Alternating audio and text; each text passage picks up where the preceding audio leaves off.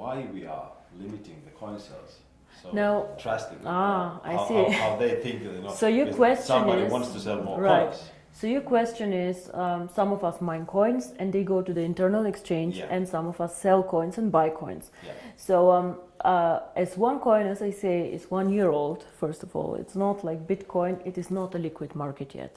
So it means that there might be a day where we have a huge demand for coin sales or a huge demand for coin buying. And this is why we as a company always say buying and selling the coin should never be a reason why you join. The coin actually needs to be used. So we need to have some time, and I say always it's 3 to 5 years until we really manage to have a usability and a liquid market where you can do unlimited sales and buying actually on the market. Until then, Kari, if you do not have limits, for example, what can happen is that one person with a huge sales order or huge buy order can distort the price a lot. And this is what happens to Bitcoin often. I don't know if you see all this going up, down in a very, very big amount. And this is called volatility, and we do not want to have a very big volatility for our coin. People do not understand how it can be that Bitcoin today is worth $500 and tomorrow only 400 within a day. This is very disturbing, and if you are a merchant who takes Bitcoins, you don't want to have this, because you want to be sure that if you take a Bitcoin today, it will not be valued 20% or 30% less tomorrow. Of course, you're very happy if it's valued 30% more, but it goes both sides. Absolutely, yeah. So cryptocurrency is one of the riskiest assets actually out there. High volatility, low liquidity on the markets. So for us to achieve a high liquidity, we need to work first on the value creation of the coin, on the liquidity, and it will take time. So all these people, why we have created this exchange? We have created it so people can learn to trade it, but it's not a self, the idea is not just that we go buy and sell the coin there, but we wait for the usability of the coin. This coin is very, very young. We have so much way to go, but we have created miracles already. So I'm looking very, very positive into the future. But remember, the internal exchange is demand and supply. So you have to find somebody who wants to sell coins to buy, and the other way around. So the company itself is not obliged to buy back your coins or to sell your coins. If I don't have coins, I cannot sell them. Yeah? And as a company, we do not buy back the coins. So it's always you selling your coins to somebody else or somebody else buying from you. Don't forget also a bit the time differences. When China sleeps, you're awake, and so on. So sometimes, as I said, the market is not liquid and not efficient yet. And then the other question is, which relate to that, is that how is the value created? Now, there are two questions I think inside here. First is what is the value of cryptocurrency, and the second is how do we determine today if one coin is valued €1, €2, or €5? Yes. So we have a concept which is called mining difficulty. And there are calculators out there on the internet for Bitcoin. Everybody can Google them. You just Google Bitcoin mining difficulty calculator and you see how this is calculated. It's a very, very simple thing. You calculate, one is electricity costs for the mining, and the second is computer power.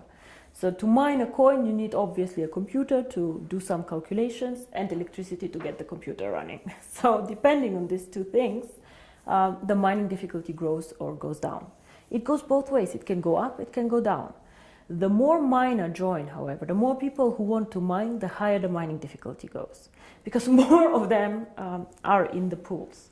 And this is, of course, what happens to OneCoin. So you can simulate this with these calculators. It's nothing that OneCoin invented. And this is how we today measure the value of the coin. Yeah? So we say if it costs us €5 to create the coin due to electricity, the servers and the computer power, this is what we think is the appropriate price. Of course, it fluctuates up and down based on demand and supply, but always in a corridor actually that we have set. So this is how we determine the price today.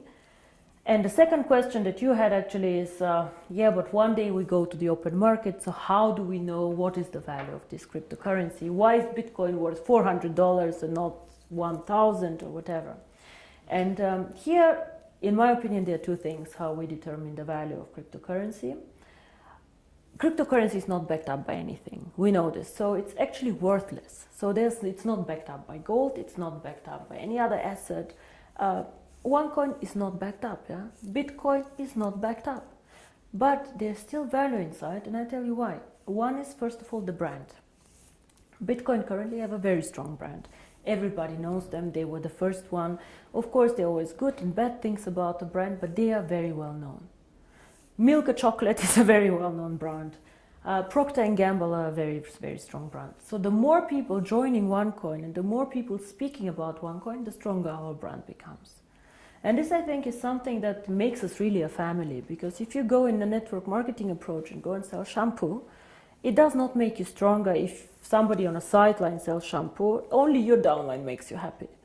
But here, if another team makes OneCoin popular out there, this makes also your coin stronger and your team stronger. And this is something very, very special about OneCoin, I think. And so the brand. And we have currently about 2 million paid members. In the database, we have over 10 million people who know about OneCoin. So we for sure have more users than Bitcoin, for sure. We are different, we are in a different system, but there are 2 million people who tomorrow could start using the coin if we want to. And this is great.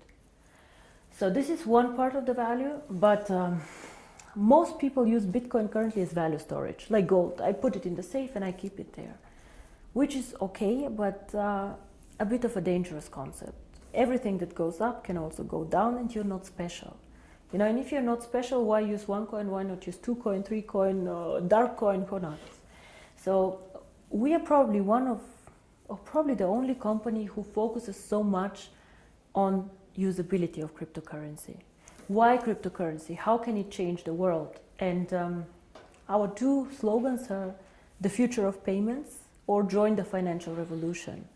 We believe that actually cryptocurrency can be a vehicle for money transfers. So for example, as you do Western Union transfers, you can use cryptocurrency to do a transfer. Fast, borderless payments. And there's a huge demand for this. 2 billion of people have no bank account. 2 billion. Of course, we cannot capture all of them. But again, if we capture only 10 million or 100 million people, it's a network. It grows so fast. We see what happened, you know. December 2014, I was sitting at my desk and I had a bet with Per Carlson, who is not here anymore, if we will manage to have 10,000 people. And we did a huge celebration with 10,000 people. Today we have 2 million after 12 months. It is incredible, and this is the network effect. The more people know about OneCoin, the more they will come and the stronger the brand becomes.